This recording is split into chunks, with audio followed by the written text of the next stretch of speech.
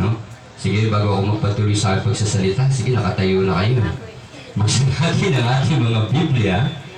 No? May walang Bible dyan. Buksan natin sa Jeremiah chapter 29, verse 11. Isang verse lang po ito. Nakita na po ba?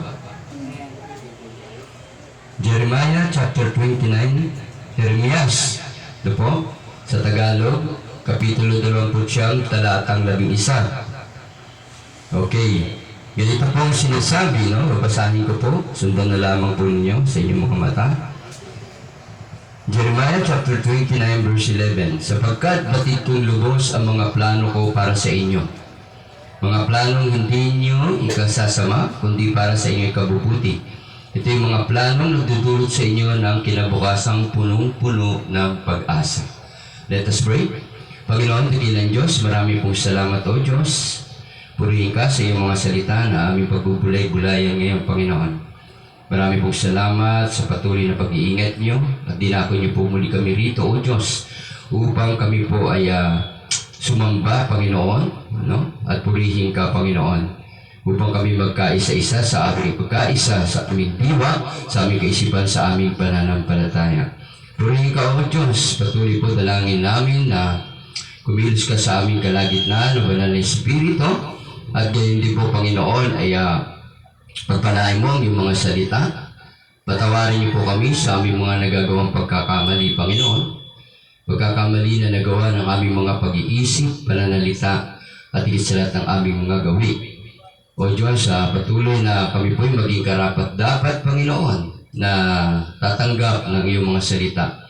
Ano man ang iyong nais ipabatid sa amin, na ito ay maging gabay namin, Panginoon, sa aming pamumuhay bilang mga mananampalataya. Purihin ka, O Diyos, patuloy na gamitin niyo po ang iyong lingkod. Tago niyo po sa likod ng pulpitong ito, at nawa po ikaw ang may taas. Sa pangalan ni Jesus, ang dalangin at po yung sabi ng Amen. Amen. Amen. Okay. No, nakakalungkot po isipin na kahapon po ay may gawain po rito alauna. Ano po? Nawala ng ilaw. Tapos, pero wala pong nakahadlang sa gawain ng Panginoon. Ano po? Nagtuloy po kami, dumating po rito yung dalawang pastor na bagong miyembro ng ating samahan, no? Nung fivefold ministerial fellowship ng mga pastor. At ngayon, maabot, kung di ako nagkakamali, maabot na tayo sa 20. Meron ng taga-Caloocan. Amen? So, natuloy pa rin po ang gawain sa kabila ng talagang alam mo, ilaw namin lahat, flashlight, ganun. Ng cellphone namin, no? Yung flashlight ng cellphone namin nakataas lahat. Para maliwanag lang. Tuloy-tuloy pa rin ang gawain. At hindi namin alintana na may nasusunog na. Naririnig namin yung alam bumbero, pero hindi namin nakalain na ganun nakalaki yung sulog. Ano po? Talagang makikita natin na ako po ay talagang nag-alala po, no? Nag-alala po ako lalo na nung nalaman ko na sulog yung TCC na ngayon, no? Yung Truth Christian Church, sulog. At biglang nagkaya si Sister Jessa, kaya tuloy-tuloy kami ron. No? Ako po nag-alala, pero di po ako nalungkot. Kasi alam ko may plano ang Diyos eh. Yung church na yun, na baba lang, maaaring tumaas na yun pag itinayo, di ba? Hindi natin alam. O maaaring, tama yung sinabi ni Pastor Toby, na yung mga missionary Korean na darating, na tutulong sa atin, baka mauna pa sila mabigyan ng blessing. Amen?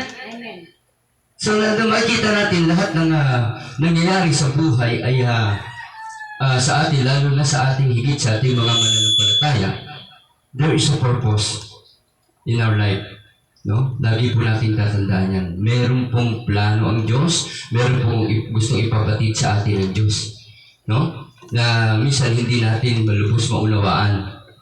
No? So makikita po na ako po nagpapasalamat sa Panginoon dahil wala po ganito po tayo, pero May problema rin po tayo na dinadala. Lahat po, di ba? Wala namang taong hindi nagkakaroon ng problema. Pero alam niyo po, sa amin po kasi mga pastor, tiko mambibig namin pagdating dyan. Hindi namin masyado binabanggit yung mga problema namin. Kasi ayaw po namin ma-misinterpret kami na baka sabihin nanghihingi kami ng support sa mga members. Hindi po ganun. Pero dapat lang na malaman nyo, di ba? Kung ano ang kalagayan ng inyong pastor.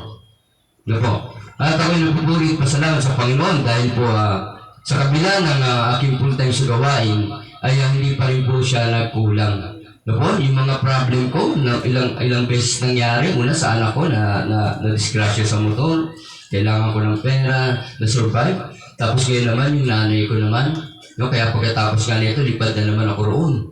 No? Dahil inaano ko naman yung pera na ipapadala ko sa aking nanay. Pero Diyos po ang nagpo-provide. Ano po? So makikita mo, tama po, applicable po yung ating mensahe ngayon. Ang topic po natin, the life that guided by God. Yung buhay na ginagabayan ng Diyos. No? Guided. Yung mga buhay natin na ginagabayan ng Diyos. Ano po? Paano po natin masasabi na yung buhay natin ay ginagabayan ng Diyos? At sino po ba yung mga dapat gabayan ng Diyos? No? Lahat po ba ng tao ay ginagabayan ng Diyos? No? Lahat po ba ay may pribilehiyo para makatanggap ng mga biyayang ito ng Diyos sa ating buhay? Dito lang makikita natin, no, na tayo, yung mga nangyayari sa ating buhay, no, kadalasan, naroon pa tayo sa idea ng pakikipaglaban natin, pakikipagtunggali, no? Dito sa mundong ito, bilang isang mananampalataya. Amen? Yung andyan pa rin yung pakikipagtunggali. Kahit anong gawin nating iwas, hindi po mawawala yung conflict na yan. No? Hindi po mawawala yan. Lagi na lang natin isipin na tayo ay nakikipagtunggali. No? Bilang isang mananampalataya. No, lalo na kung tayo ay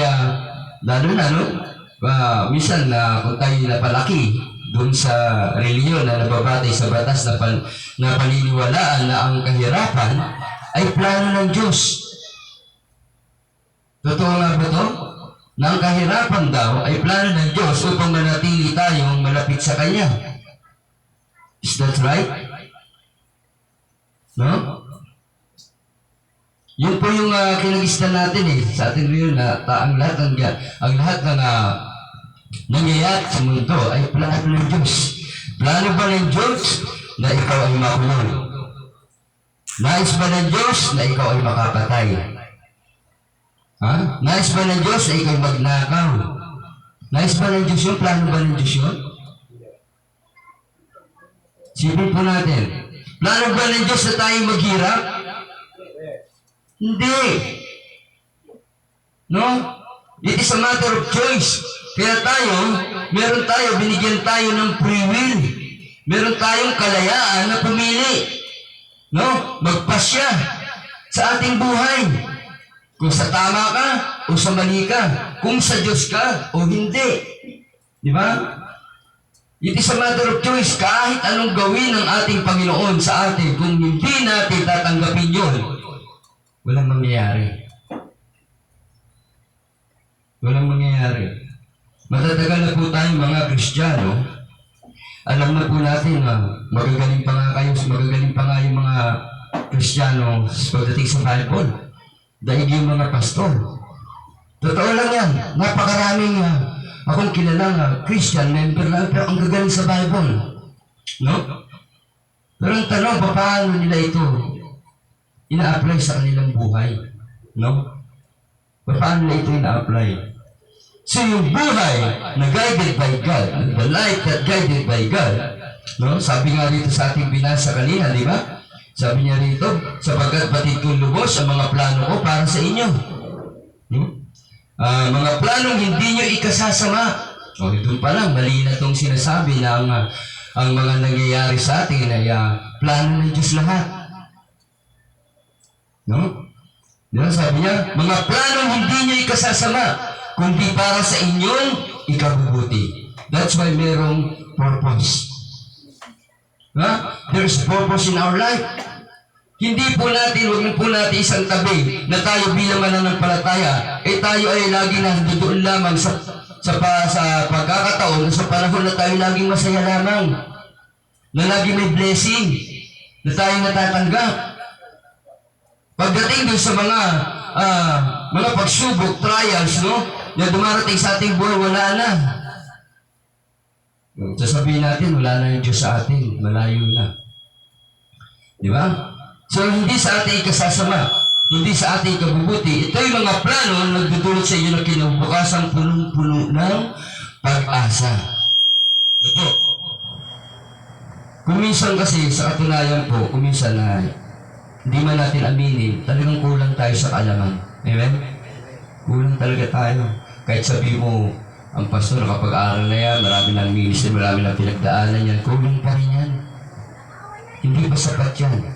Para sabihin mo ikaw ay equipped na talaga.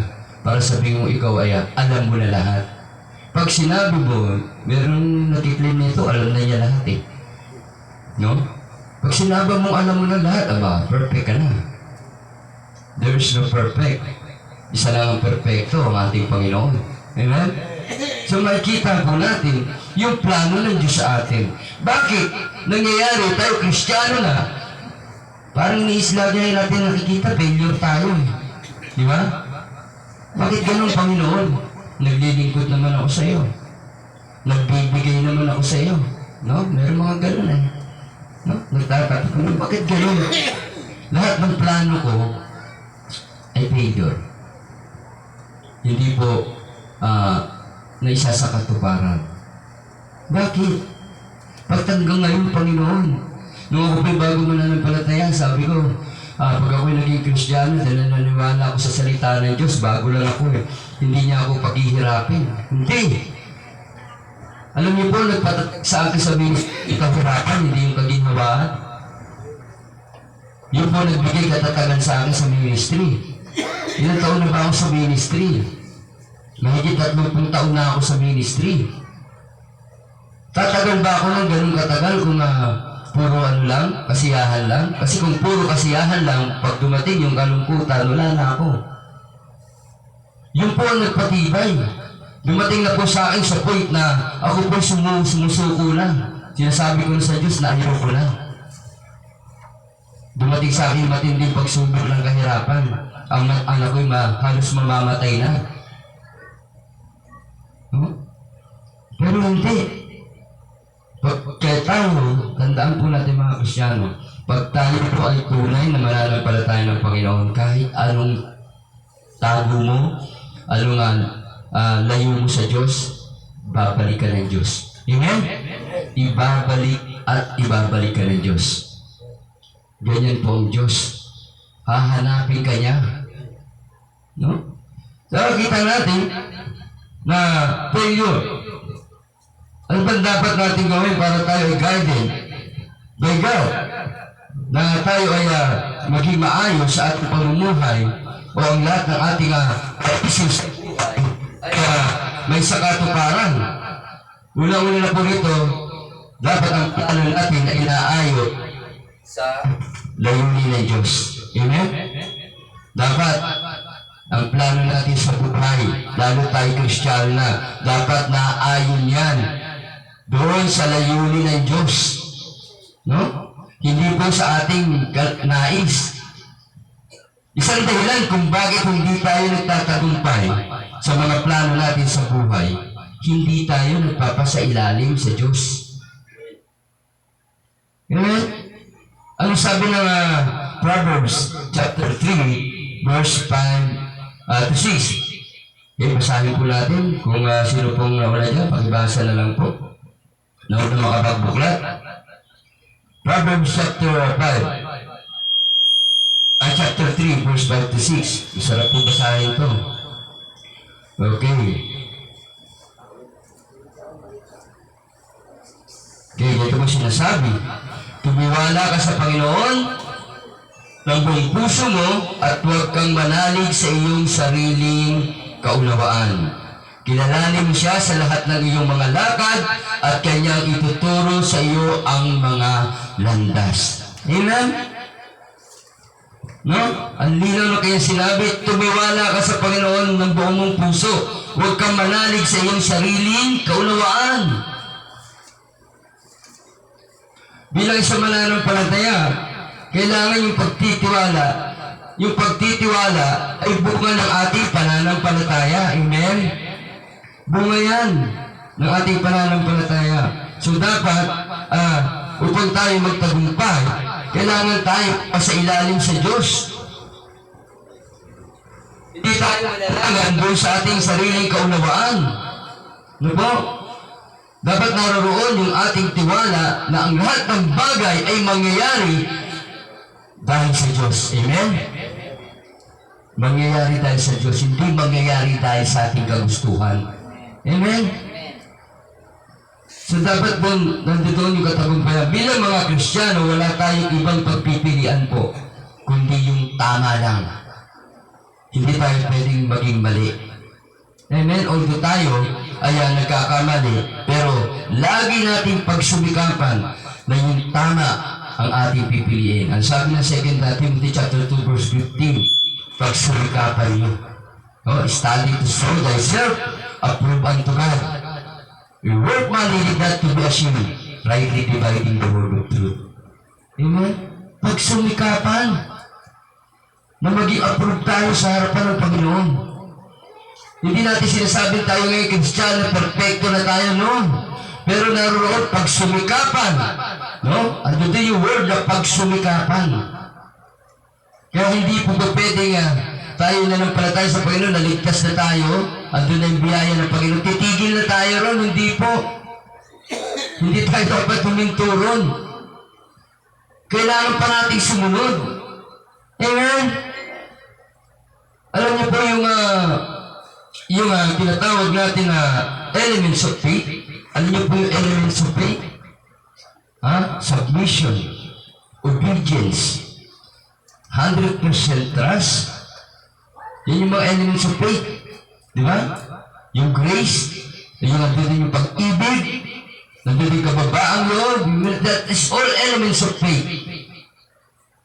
Pag wala sa ito, yung mga elements of faith na to, kahit isa sa mga ito, wala kang pagsunod, wala kang pagpapasakop, di ba? Wala kang tinatawag natin ditong tiwala sa Diyos. Lagi ka nagdududa, lagi ka nagdadalawang isip, hindi po gawa ng Diyos yan. Hindi po gawa ng Diyos yan. Lagi po natin itong iisipin. No? Dapat po ng mga Kristiyano, wala tayong dapat pagpiliin ko diyan, tama lang. Upang hindi tayo malihis sa direksyon, daang patungo sa ating inaasam-asam. Ano yun? Eternal life. Amen? Hindi po ganun. Akala po kasi ng iba, ganun kadali makuha yung eternal life eh. Kaya naman, ang palataya, may eternal life ka na. Kaya sinasabi ko nga po, iba yung mananampalataya sa tunay na Kristiyano. Marami po, kahit sino pong tanongin mo dyan, may pananampalataya. Nananampalataya ka sa Panginoon? Oo, nananampalataya ako. Lahat nananampalataya. Pero sasabihin ko po sa iyo, ang tunay na nananampalataya ay yung tunay na Kristiyano. Amen? Bakit? Meron siyang Kristo sa puso. Amen? Yun ang tunay na mananampalataya. Magkaiba po yung mananampalataya ng doon sa tunay na Kristiyano. Ano sabi ng Panginoon? Sabi ko sa Matthew chapter 7 ba yun? Nasabi niya, umalis kayo sa harapan ko, kayo mapaggawa ng katalampasanan, samantalang ginagawa nilang lahat ng mga bagay sa pangalan ng ating Panginoon, pero hindi sila kilala ng Diyos. Kaya kung iniisip natin lagi yung ating ginagawa ay tama, no? Without the knowledge of our Lord, ng ating Panginoon, mali po lahat yan. Diba? Hindi tayo guided dyan. Kaya doon natin, yung ating eternal life, yung ating inaasam-asam, huwag po tayong mainip. Huwag po tayong mainip, mga kapatid. Lahat ng ating pagpapagala, hindi walang kapuluhan sa ating Panginoon. Amen? May mga rewards po yan nakalaan. May mga rewards po yan. May mga crown po yan nakalaan. No? Napakasarap na parang graduation. Nandun ka, tatawagin ka ng Panginoon. O, Pastora Dariel, meron kang crown of rejoicing. Amen? Di ba? May crown yan. Baka na wala yan? Meron yan. Meron lahat ng ating ginagawa dito bilang isang mananampalataya. Lahat yan ay may katapat na reward sa ating Panginoon. Kaya huwag tayo manghinawa. Huwag po. Pangalawa, kaisipan na nakatuon lamang sa ating Diyos. Basahin po natin ang Proverbs chapter 16. Ito po ang kanyang sinasabi. Kawikaan po tayo. Okay? Chapter 16 verse 2. Ganito po ang sinasabi. Ang lahat ng mga lakad ng tao ay malihis sa harap ng kanyang sariling mga mata. Ngunit tinitimbang ng Panginoon ang mga diwa. Amen? Ang mga diwa, yung ating kaisipan. Tingnan niyo po. Napakabuti talaga ng Diyos. No? Hindi naman kung siya ang Diyos siya naman talaga lagi ang nasusunod, di ba? Hindi. Hindi kung siya ay Diyos sinusunod na natin, hindi. Nasusunod pa rin tayo sa ating sarili. Amen? Pag sinabi mo ang nasusunod na sa iyo ay ang Diyos, perfecto ka na. Kapatid, sana kunin ka ng Lord. Magkita na kayo sa langit. Amen? So, hindi po, binabalansi po ng Diyos ang ating kaisipan. Amen? Kasi alam ng Diyos na ligtas sa ating mga tao ang kasalanan. Kahit sabihin mo pa na ikaw ay isang manggagawa ng Panginoon, huwag mo sabihin perfecto ka. Di ba? Lahat tayo nagkakamali. Likas na sa ating mga tao ang magkamali. That's why ang Diyos tinitimbang-timbang niya ang ating kaisipan. Yung ating diwa. Ang nangyayari, Diyos pa nga bumabalansin. Bisa tayo ang babalansin. Di ba? Binabalansin niya pa tayo.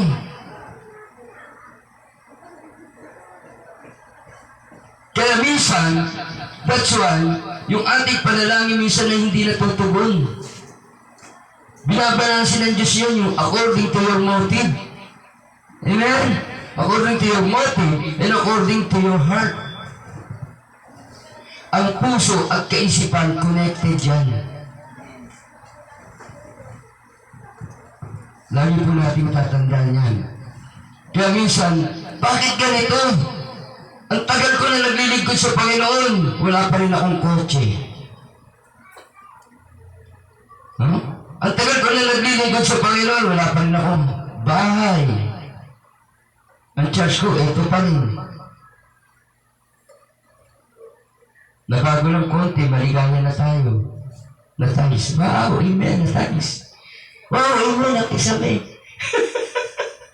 Amen? Mababaw ang kaligayahan natin, amen? Mababaw. At ang bisyo lang natin, kumain ang kumain Di ba? Mababaw ka lang natin. Kaya makikita natin, that's why, binabalansin ng Diyos ang lahat ng bagay na ayon sa ating kaisipan. Ako po nanalangin noon sa Panginoon, sabi ko, Panginoon, bigyan mo ako ng kotse. Pero yan, nanalangin po ako. Kasi nasa Cavite ko noon lalayo ng mga tinuturuan ko noon nagkatuk sa Bible Institute, sa mga churches. Panginoon, papagod na ako Puput na yung swela sa sapatos ko, malubutas na Bigyan mo ako ng kotse. Ang gusto kong brand. Bigyan pa ka ng brand, ha? Kasi kailangan specific, di ba? Ang gusto kong brand, yung BTEC. Wow, talaga naman. BTEC. Sa linggo lang, binugo ng Panginoon. Binigyan ako ng BTEC. Bitikleta. At least binigyan ako, amen? Meron kang transportation. Bitikleta nga lang. Sabi niya, wala ka pang garahe. Wala pa lisensya. Mahuhuli ka lang, may pound lang yan. No? Amen? Binigyan niya ako. bitikleta. Panalangin. It is according din sa ating yung kaisipan. Kung paano sasagot ang Diyos sa atin. At kung ano ang motibo ng ating puso. Amen? Di ba? Kaya binabalansin ng Diyos yan. Lahat. So, kailangan na ating kaisipan ay nakatuon lamang sa ating Panginoon. Paano natin ito itutuon? Paano ba ito ang ating kaisipan, ang ating diwa sa Panginoon? Una na nga sa panalangin, di ba? In prayer. Na? Prayer and reading the Word of God. Paano po ba namamali ang panalangin? May mali bang panalangin? Wala, no? Pero namamali ang panalangin. Bakit? Bakit bali? Sige nga, sis. Pag pinalangin mo yung isang tao na maghirap siya. Hindi yun. Bukod doon, sa atin, yung mga hinihiling natin sa Diyos. Kapag makasarili ka. Makasarili? Yun, depende sa motibo mo, no? Motibo pa rin. Meron pong mali talagang panalangin. Nagkakamali po ang isang panalangin. Kapag hindi tayo willing gawin yung pinapanalangin natin. Amen? Bago pa natin ipanalangin yan, dapat kinikilos na natin yan. Amen? Di ba? Paano pakikinggan ng Panginoon ang iyong panalangin? Ano yan, magic? Panginoon, bigyan mo ako ng pagkain sa araw-araw. Andiyan ka lang, nakahiga ka lang dyan. Ano ka, suwan tamad? Babagsak sa isang sakong bigas dyan, baka namatay ka pa. Di ba? May mga panalangin na dapat kinikilos na. Hindi yung, that's right, dapat pinaghihirap. Lahat ng bagay, para ma-achieve mo, kailangan mo munang paghirapan. Hindi yan basta-basta lang ibinibigay. Hindi yan katulad ng panahon ng mga prophet, ng mga Israel, na Moises. Pag sinabi ng Panginoon ni Moises, o diniinin natin sa Panginoon, andyan na agad. Iba na ngayon. No? Hindi pa uso pera noon. Di ba? So, lahat ng panalangin, gusto natin na umayos ang ating buhay. Ayaw mo namang iayos ang buhay mo. Di ba? Paano ka aayos ng Diyos? Kung ikaw mismo, ayaw mo iayos ang buhay mo. Panginoon, maglilingkod na ako sa iyo. Buong buhay ko, ilalaga ko sa iyo. Ilang pa. Wow. Masyado, laging maaga. Sipag. No? Lumipas sa mga ilang natin mo na makita. Nagutom na. Nagutom na kasi. O, di ba? May mga panalangin na nagiging mali. Kasi alam ng Diyos kung ano ang ating kapangangailangan. No? Pero dapat din natin kumilos. No? Hindi po ang Diyos, hindi po magbibigay sa mga taong tamad. Galit nga ang Diyos sa taong tamad eh. Sabi niya sa Proverbs na sabi niya, hanggang kailan ka matutulog o tamad? Oh. Di ba? Hanggang kailan ka matutulog o tamad? Sabi ng Diyos yan. Galit siya sa mga tamad. At sinabi rin sa sa bagong tipan na sinabi na ang tamad ay huwag pakainin. O, di pa na yan. How much more pa ang Diyos? Baka di ka nga pakainin. Yun na. Alam niyo kung bakit nangyari na lahat ng ito kay Eva at Adan nga eh. Di ba sinumpa sila? Na ikaw, Adan, magbubungkalan mo, magbubungkal ka, pagpapawisan mo lahat. Kaya huwag na tayo magtaka. No, huwag na tayo magtaka. Paghihirapan talaga natin lahat. At ikaw, babae, yung pagdadalang tao ay talagang, huwag na tayo magtaka. No? Kahit ibalik pa natin sa kasaysayan, ganun talaga, hindi na mababawi yun. Sinabi na ng Diyos yun eh. Kaya tayo mananampalataya man tayo o hindi, daranasin mo yan. Ang pinagkaiba lamang nating mananampalataya, mas dinidinig tayo ng Diyos. Amen? Yun lang po yan. Ano ba? Kailangan nandun yung commitment para tayo ay nakatuon lagi sa kaisipan ng ating Diyos. Andun yung commitment. Alam mo yung pagiging Kristiyano, no? Christianity without a commitment is always Christianity. Kristyano ka, wala ang commitment sa Panginoon. Hanggang Kristyano ka na lang. Dahil sabi ng Panginoon, maglingkod ka. Hindi tayo ang paglilingkuran. Tayo ang maglilingkod. Amen? Huwag tayo umasa na tayo ang paglilingkuran. No? Kaya ganun po. Ang hirap po ng katayuan ng pagiging Kristiyano. Akala ko nga no, pag naging Kristiyano na ako, wow, heaven. Hindi pala. Diba? Hindi pala. There is commitment. Minsan bibigay tayo ng commitment. Hindi pa natin nagagawa, hindi pa natin natutupad. Ano ba yung commitment? Yun yung pangako natin sa gawain ng Panginoon. Yung ating pagbibigay ng ating oras, ng ating panahon, lahat ng mga bagay na meron tayo, talento, katulad ng pagtutugtog, lahat yan ay talent, ayan yung mga gifts, mga bigay ng Panginoon. Ikaw ay maging masipag, maglinis ka dyan, lahat yan commitment sa Panginoon yan. Diba? Lahat yung commitment, ako may commitment ako, gusto ko magpagpalain ako, bibigyan ko ang aking pastor. Amen. Pagpapalain ng pastor. Amen. Commitment lahat yan. Lahat ng ating sinasabi sa isipan pa lamang natin, alam na ng Diyos yan. Hindi pa bumubuka ang ating mga bibig, alam na ng Diyos yan. Pero ano gusto ng Diyos? Na tayo ay laging sa Kanya lamang nakakapit. Amen? Sa Kanya lamang umaasa. He is a jealous God. He is a jealous God. Lagi po natin tatandaan niya sa ating buhay mananampalataya. Ano po, yung obedience, yung ating pagsunod. Sumusunod ba talaga tayo sa Diyos? Dinilig ba talaga natin ang tinig ng Diyos? Paano ba natin ina-apply yung salita ng Diyos sa ating buhay? Lumalakad ba tayo ng naayos sa nais ng Diyos o naayos sa ating nais? That is obedience to the God. Kaya mali po yung sinasabi na naligtas ka na kahit huwag ka na mag-church. Mali. Naligtas ka na, pwede mo na gawin ang lahat sa buhay mo. Mali. So, oo, mapagmahal ng Diyos. Pero nagagalit din ng Diyos.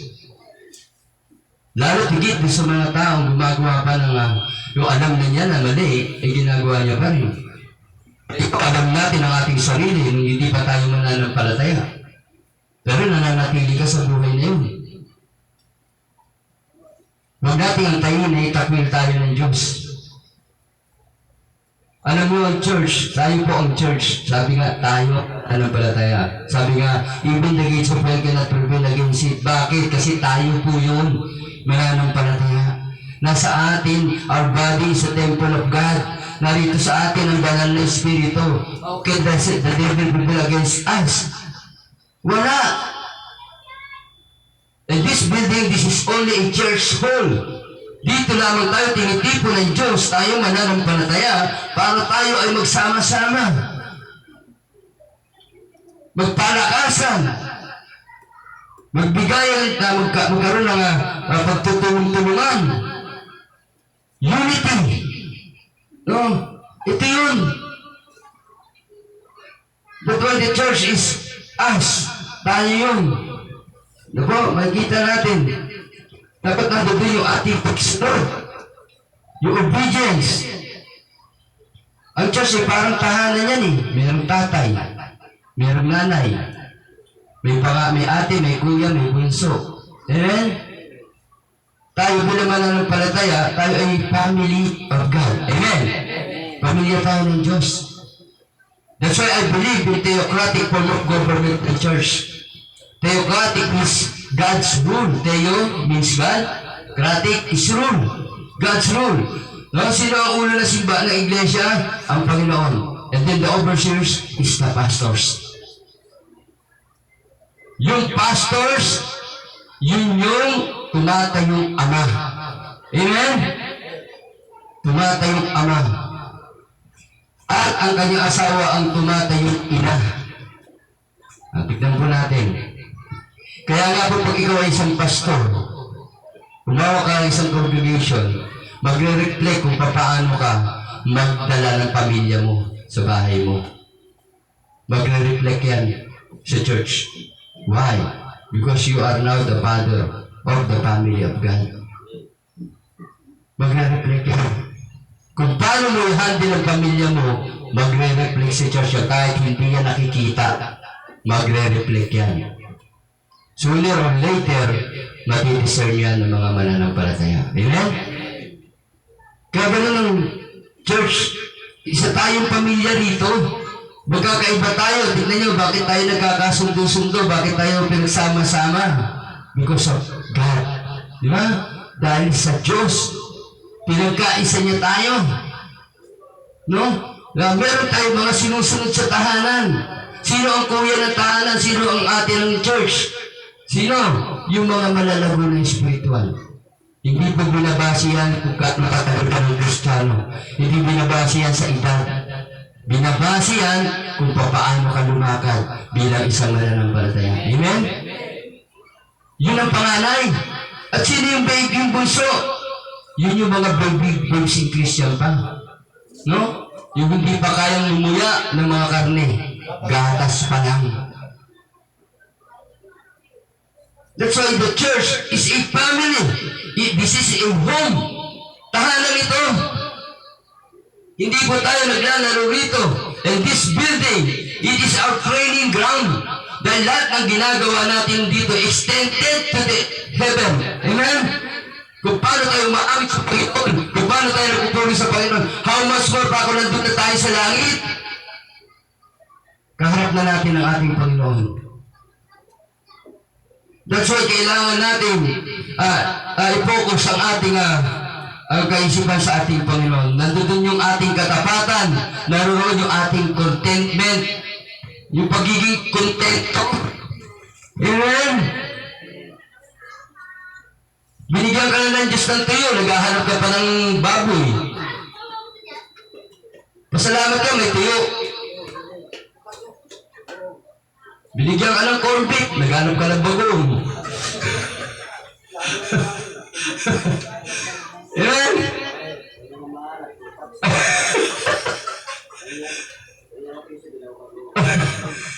Yan ang Kristiyano po dapat laging may contentment. Hindi, kaya po tayo mga Kristiyano sa kabila ng kahirapan, andiyan na yung pagdiyo. Pero tayo nagagawa pa natin magpuri sa Panginoon. Amen? Dahil yung kapayapaan, yung peace of God ay nasa sa atin. Amen? Pag wala sa iyo ang kapayapaan na galing sa Diyos, naku, kunting saling lang sa iyo, wala na. Wala na. Hindi ka na makikita. No? At ang lahat ng ito, yung ating pagtuon ng ating kaisipan sa Diyos, ano ang bottom line nito? To worship God. Amen? To worship God. To praise God. Amen? Lahat yun. Yun ang bottom line yan. Tandaan po natin, tayo po yung nagpapalakasan, nagpapaalalahanan, mga kapatid. No? Kailangan natin ito, lalo sa panahon natin ngayon. Talaga napakahirap. No? Napakahirap. Kaya yung mga ibang mga pastors ngayon, hindi na ang ministry, hindi na yung yung word of God Alam na, business na. Dahil sa hirap. May mga pastor ngayon na nakakalungkot, no?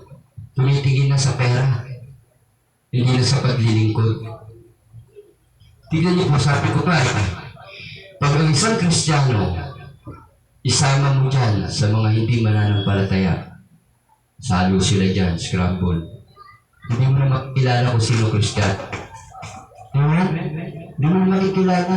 Pag tayo halot hindi mananampalataya, hindi na natin makikilala, hindi na natin matidistinguish kung sino yung Kristiyano dyan.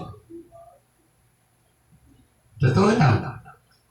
Iba kasi yung henerasyon ngayon Minsan, kahit hindi dapat gayahin, ginagaya natin Di ba?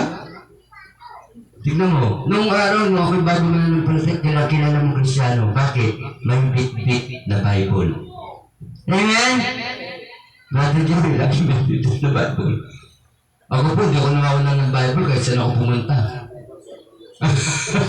Di ba? Amen? At makikita iba ang kanilang bihis. Makikilala natin. Pero hindi po natin sinasabing ibig ko sabihin, iba na kasi yung panahon natin ngayon. Iba na. Pero hindi ibig sabihin na ganyan na ganito tayo, ay hindi tayo naglilingkod sa Diyos. Amen? Ibig sabihin lamang, mahirap na talaga, pasama na ng pasama, pagulo ng pagulo ang ating panahon. And that's why, dapat maging matatag tayong mga Kristiyano dyan. Huwag tayong patitinan. No? And last, ikatlo, sundin ang direksyon ng Diyos, hindi ayon sa ating nais. No? Ito po yung mga buhay na ginagabayan ng ating Diyos. No? So, ipagbayan natin sa Diyos ang ating mga desisyon at mga naisin sa buhay. Ipagbayan natin sa Diyos. Ibasahin po natin ang James. James chapter 4 verse 14. James chapter 4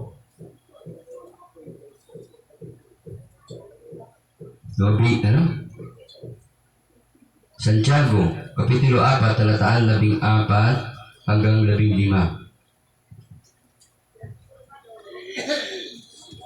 Sabi niya rito, kundi sa bawat tao ay natutukso pagka nahihila ng sariling samang pita at nahihikayat.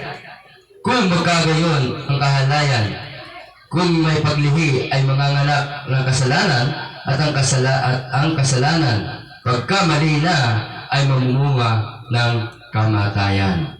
So dito, no? So ito yung mga naisin natin sa buhay. Pag naisin natin sa buhay ang masusunod, ganito po ang ating kahantungan. Amen? Kamatayan.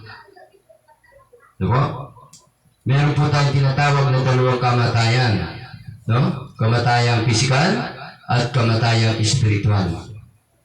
Yung kamatayang pisikal, sabi ng Hebrews chapter 2, chapter 9 verse 27, it is appointed to men once to die, and after that is judgment. Isang beses lang na tayo mamamatay. At aantayin na natin yung paghuhukom. No? Yun yung tinatawag na physical. Yung spiritual, batay ka spiritually. Yung ating pag dumating na yung paghuhukom at nakita na ikaw ay wala doon sa aklat ng buhay, ang iyong pangalan, spiritually, mamatay ka doon sa apoy na impyerno, katutungo. Yun ang kamatayang spiritual mo. Walang hanggang paghihirap. Naghihirap na tayo rito sa mundong ito. Ano ba ito, Diyos? Panginoon? Ano ba ito? Nag-iitna kami rito eh. Pagdating sa impyerno, sobrang hirap pa. No? Walang hanggang tandaan po natin, wala pong kamatayan ng ating mga kaluluwa. Habang yung kamatayang spiritual at itong kamatayan sa apoy ng impyerno. Ito po yung kamatayang spiritual na tinutukoy. Bilang isang Kristiyano, may kanya-kanya tayong magkakaiba tayo ng lifestyle bilang mananampalataya. Amen? Kakaiba-iba tayo ng lifestyle. Pero dapat lang natin alalahanin na tayong mga Kristiyano, ang mata ng Diyos ay laging nasa atin. Magkakaiba man tayo ng lifestyle sa buhay ngayon, tandaan po natin ang mata ng Diyos ay laging nakatuon sa atin. Kaya nga no place to hide eh. Kahit saan ka magtago, ang Diyos ay nasa sa atin. Why? Because our body is the temple of God. No? Makita natin. So, ito na po last verse na sasabihin na dapat natin maging example, no? Sa Galatia chapter 2 verse 20, ito po yung eksakto talaga si Paul sa Galatia. Okay. Chapter 2 verse 20. Ganito niya sinasabi. At kung ako may buhay, hindi na ako ang nabubuhay, kundi si Kristo ang nabubuhay sa akin. At habang ako ay nasa daigdig, namumuhay ako sa pananalig sa anak ng Diyos na umibig sa akin at nag-alay ng kanyang buhay para sa akin. Dapat ito tayo. Ang nakasentro sa ating buhay ang ating Panginoon Jesucristo. Siya na po ang nagmamaniobra ng ating buhay. No? Siya na yung driver ng ating buhay. Hindi na po ang ating mga sarili. No? Who is the center of our heart? Lord Jesus Christ. No? Ito po ang tama. Kaya sabi ng Bible, pagsumikapan nyo, study to show thyself approved unto God. Pagsumikapan. Hindi po sinabing instant. Pagsumikapan. Ibig sabihin, lahat ay dapat pag-aralan, lahat ay dapat bigyan ng tuon ng pansin, lahat ng bagay ay dapat nakapokus sa ating Panginoon. Amen? Purihin po ang Panginoon. Tayo lahat po ay tumayo.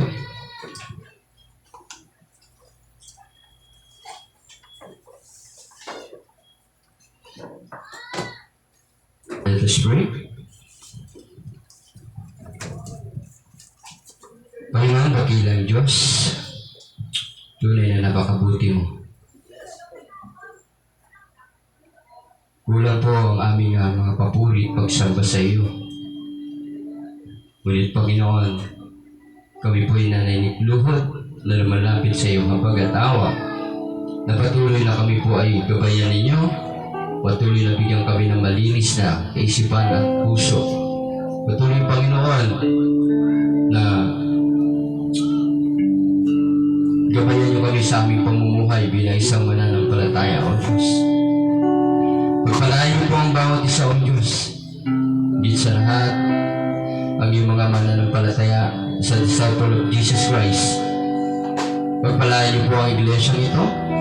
Ganyan din po ang TCC, Panginoon, sa nangyari sa kanilang buildings. Dalangin po namin, Panginoon, na ipag-provide niyo po lahat ng pangangailangan upang may tayo ulit ang building na ito, na kung saan ang building na ito ay magiging maayos, mas maganda pa kaysa sa dati. At dalangin po namin na magkaisa po ang bawat mananampalataya sa lugar na ito. Hindi po dapat magbangayan, ngunit magkaisa sa isang layunin na may pahayag ang iyong salita, Panginoon, ang kaligtasan mo. Purihin ka, O Diyos, gamitin niyo po ang mananampalataya mo sa disciple of Jesus, Panginoon, na maging daan, Panginoon, sa mga hindi pa mananampalataya. Dalangin po namin, palaguin niyo po ang iglesyang ito, yung victory and ministry. Lumago po ang iglesyang ito. Pagpalayan niyo po ang mga lingkod mo. Patuloy na bigyan ng wisdom and knowledge, Panginoon, na patuloy na maihayag ang nais mong ipagot sa bawat isa. Puri ka, O Diyos, dakilain ka. Marami pong salamat, O Diyos, sa pangalan ng Ama, ng Anak, Espiritu Santo, sa magdalangin at magsabi ng Amen. Okay, tayo po makapag-upo na. Napagpala ba tayo sa salita ng Diyos? Amen. Ang salita ng Panginoon ay nagbibigay sa atin ng kalakasan, kagalakan at kapayapaan sa ating buhay. Tayo ba yung pinagpala ng Panginoon? Meron ba tayong hanap buhay mula Lunes hanggang Sabado? Amen. Ibig sabihin, meron tayong maibibigay kay Lord sa araw na ito. Bago po tayo natin gawin, tawagin mo natin si Brother Giri para po sa ating po exhortation, sa ating po pagbibigay.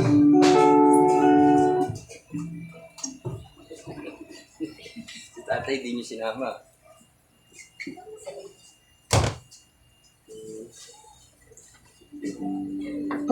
Sabi ng Panginoon sa ikalawang Korinto,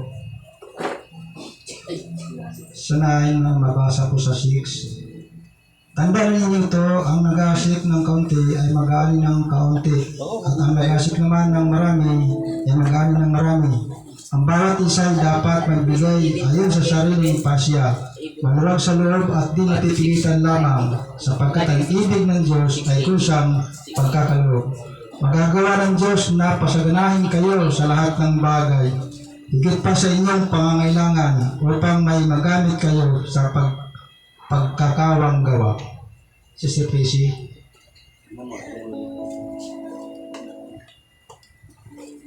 Brad Boy, kapay. Lord, maraming salamat sa oras na ito, Panginoon Jesus. Lord, salamat po sa salita mo sa araw ng linggo na ito, Panginoon. Lugod kami, nagpapasalamat sa iyo, Panginoon. Dakila ka, Jesus, sa aming buhay. Ikaw po ang manguna sa aming puso at isipan, Panginoon. Salamat po sa araw-araw namin pag-iingat mo sa amin bawat isa't isa, Panginoon. Thank you, Lord. Lord, i-bless mo ito, Panginoon. Nagbibigay, Panginoon Jesus. Nawa ito ibabalik siksig-liglig sa kanilang buhay, Panginoon. Sa loob ng isang linggo, sa hanap buhay, sa negosyo, at pagtatrabaho, Panginoon. I-guide mo po sila, Panginoon, sa pang-araw-araw, Panginoon. I-bless mo siya sa bawat isa't isa sa narito, Panginoon. Sa kanya-kanyang mga pamilya, Panginoon, i-bless mo sila, Panginoon. Ipapatuloy mo po sila pag-ingatan mo, Panginoon.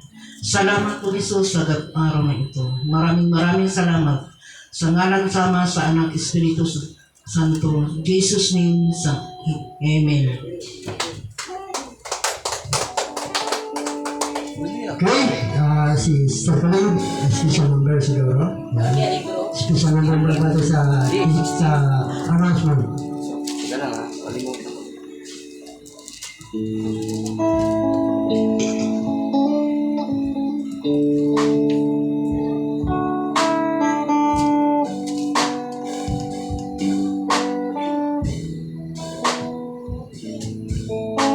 Ito.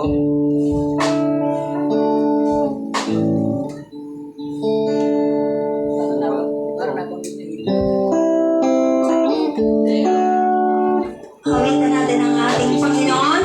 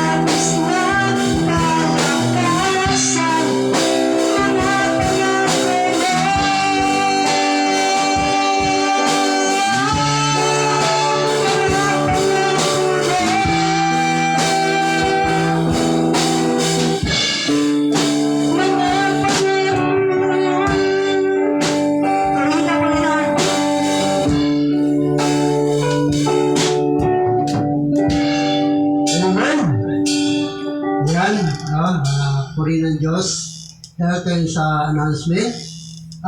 Mamaya po, kamanggagawa ko na rin mga leaders. Pagtapos po ng service nito, pwede ba tayo pumunta doon sa site ng pagtatayuan ng ating simbahan para makita nyo ba yung lugar? Ngayon po, pagtapos ng service natin, saglit lang naman tayo doon, parang iikot lang tapos, para makita nyo lang. Titingnan nyo lang yung lugar ng pagtatayo ng ating simbahan sa building 30 and 31, no?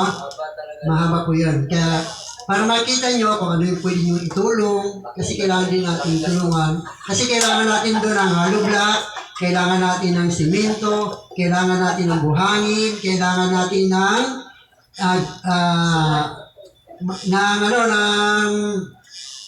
bakal, at kailangan din natin ng bubong.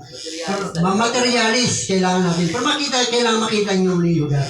No, para bilang mga leaders, nabakuran na po yun, no? Nabakuran na natin, tatambakan na. Kami ni Pastor bukas magtatrabaho kami. Magtatambak kami bukas doon. Ngayon, may CR na yun. Lalagyan natin ng CR. Lalagyan natin ng CR yun. Nandun na yung natin. Maganda. Yan, maganda yun. At yun, sa building 6 and 25 wala pa tayo ron. Meron pa ron. May yellow card na tayo. May record na tayo ron. Tama No, blessing ni Lord yan sa atin. Tanong mo yan, magawa lang, gawin lang natin kaya natin gawin. Tama? Gawin lang natin kaya gawin. Basta gumawa lang tayo. Kung hindi natin kaya gawin, iwanan natin kay Lord yun. Basta gawin lang natin. May yellow card na tayo sa building 16 and 15. Building 16 and 15 po tayo doon. May yellow card na tayo. Yan. So, bukas, bukas po, ang ating gawain, siguro, wala muna tayong gawain bukas, kasi bukas, magtatrabaho muna kami dun sa ano ha. Wala muna, ay kala Jerry. Kay Chairman, wala muna. Hindi, kay Chairman meron tayo, nasa siya. Pagod na yun eh. Di ba? Ay, hindi naman, kaya natin ipas. Diba, may kayo naman na magtuturo, di ako. Hindi, ay, ikaw yun ha, may schedule ka eh. Diba? Oo, ikaw na may schedule nun eh. At sa linggo, ang ating speaker, dahil tapos naman lugar ng linggo ako, pastor ngayon. Siguro na si Pastor Darren nakakaliban sa linggo. Oo, tama, wala pa. Yan, si Pastor Darren ang speaker natin sa linggo ha. Susunod si Pastor Toby naman. Kumbaga sa lahat po tayo bilang mga pastor, ay may mga, kumbaga sa ano, may mga blessing kami sa Panginoon, pabahagi po namin siya yung salita ng Panginoon. At sa October 24, malapit na, magkakaroon tayo ng Bible study sa building 26. 26? Ay, building 6 pala. 26. Building 6, nadagdagan ng dalawa. Building 6 nga pala, nadagdagan ng dalawa. Building 6, na doon magkakaroon tayo ng Bible study. Kasi kami ni Pastor, full time po kami sa ministry. Wala iba kaming gawin, kundi humayo, mangaral ng mabuting balita. Ngayon, kayo yung mga pinagpapala ni Lord, kung pagpapalaan nyo kami, kahit tubig lang o kahit anuman, kagalakan na namin yun. Grabe, tubig. Tubig talaga. Kulang ka lang. Hindi ba isang baso tubig yun? Sabi, isang baso tubig lang. Sa kanya tubig, sa akin may kulay ha.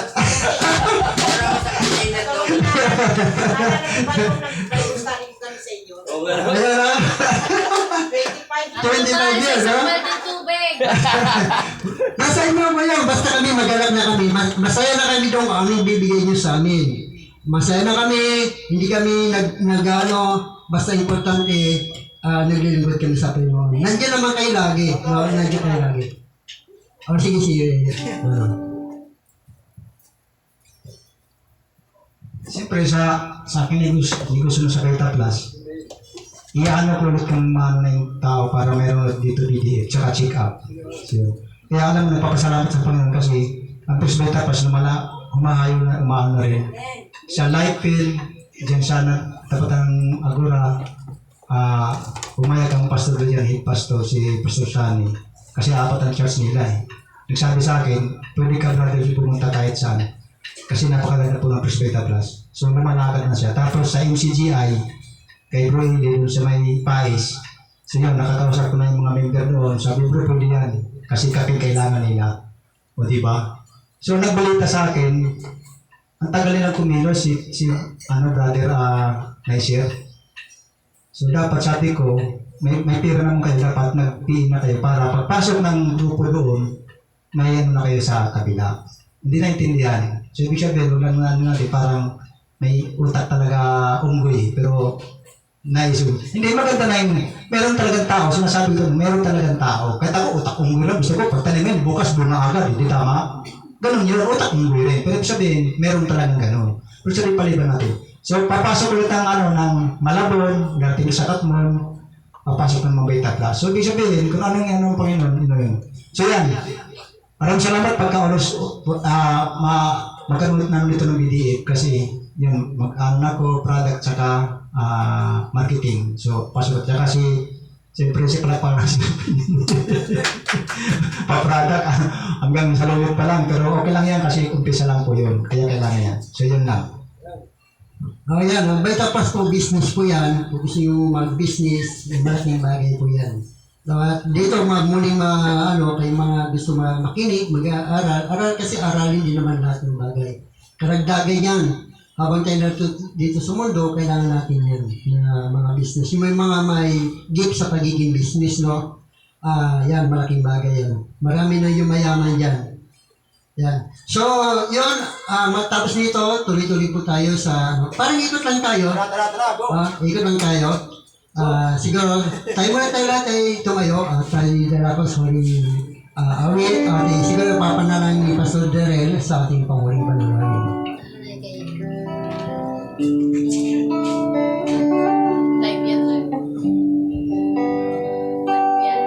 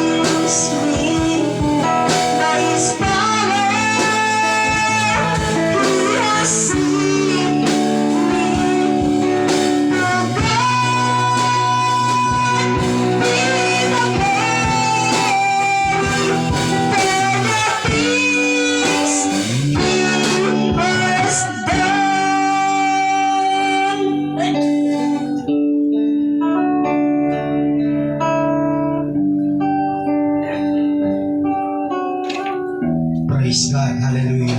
To you all the glory, Lord, because you deserve to be praised. Dakilang Ama, maraming salamat, Panginoon, sa natapos namin gawain. Nagpapasalamat kami dahil Ikaw ay Diyos na mabuti sa aming mga buhay. At kailanman, Panginoon, lagi namin paniniwalaan sa aming buhay na kailanman hindi mo kami iiwan, hindi mo kami pababayaan kahit sa anumang sitwasyon ng aming mga buhay na kinakaharap namin ngayon. Lord, isang bagay lang ang aming pinangahawakan, O Diyos. Maaaring kaharapin namin ng samot-saring problema sa buhay namin. Pero alam din namin na hindi mo kami iniiwan. Hindi mo kami pinababayaan. Yes, God. Ikaw ay Diyos na laging nariyan, Panginoon. At lagi mo kaming sinusubaybayan. Kaya Lord, Yes. ang aming papuri at pasasalamat ay aming ibinabalik sa iyo. God, patuloy naming inilalapit sa iyo na patuloy mong pagpalain. Panginoon, ang iyong iglesia, ang iyong sambahan, ang iyong gawain, ang iyong mga lingkod, Panginoon, na patuloy, O Diyos, na pagpalain ang kanilang mga buhay. Ikaw, Panginoon, ang makita. Ikaw, O Diyos, ang mahayag sa aming mga buhay, Panginoon. Ganon din sa bawat isa na naglilingkod sa iyo. Ang aming dalangin, Panginoon, na maging tunay ang aming pagtitiwala, maging tunay ang aming pananampalataya, maging tunay kaming Kristiyano, maging sa harap at sa karamihan, Panginoon, ng mga tao, makita nila na kami ay tunay na naglilingkod sa iyo, O Diyos, sa pamamagitan na kung paano kami mamumuhay bilang tunay na mga Kristiyano. Salamat sa iyong salita. Salamat sa ginamit mo, Panginoon, pagpalain mo ang kanyang buhay. Salamat dahil napaalalahanan kami, Lord, na sabi ng iyong salita, "For I know the plan I have for you." It was you, Lord, declaring this word, na ikaw lang ang nakakaalam ng mga panukala, mga plano mo sa aming mga buhay. Lord, turuan mo ang aming puso na magtiwala sa salita mo, Panginoon. Dahil ikaw ay Diyos na hindi nagsisinungaling. Ikaw ay Diyos na tunay at totoo sa mga salita mo. Kaya ano man ang nangyayari sa aming mga buhay ngayon, Lord, turuan mo ang aming puso na magtiwala sa iyo. God, we thank you so much. Bless us, O God. Hayaan mo na maging sa aming pag-iwahiwalay ngayon, taglayin namin ang panibagong kalakasan, pag-asa na nanggagaling sa iyo, O Diyos. Maraming salamat sa iyo namin binabalik ang lahat ng mga papuri, pagsamba, at pagdakila sa pangalan ng Ama, ng Anak, at ng Espiritu Santo. Ang lahat ay magsabi na, Amen. God bless everyone.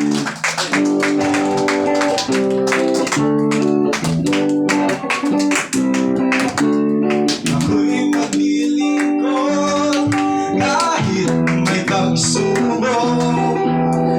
Ibigan ko'y matayog, ang pag-ibig niya lubos.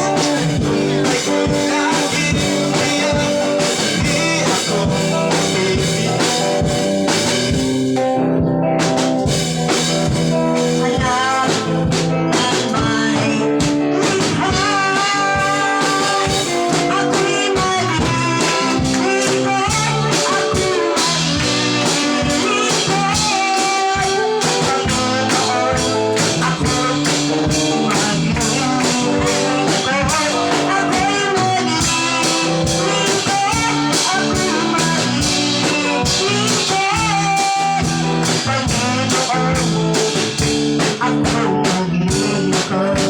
Jerry.